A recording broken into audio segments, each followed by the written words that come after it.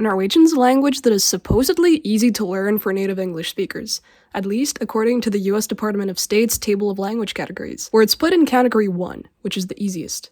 However, there's one crucial detail that a lot of people miss: dialects. Yes, the grammar in Norwegian is simple, with the verb conjugation being even easier than in English.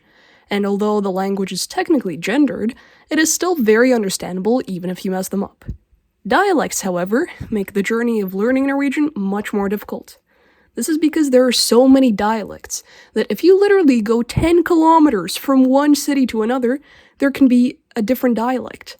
If you go far to the east, it starts sounding like Swedish. If you go far to the south, it starts to sound like Danish. If you go to the west, you start getting guttural R's like in French. And if you go far to the north, on top of the guttural R, you also see changes in the way verbs are said and written.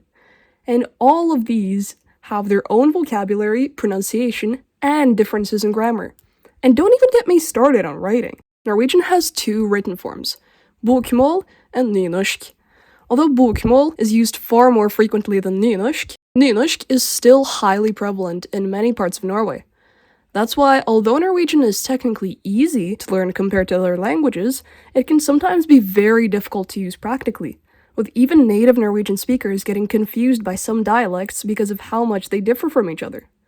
However, unlike in other countries like the US, different dialects are not associated with high or low socioeconomic status, and dialects are embraced rather than shamed in Norway.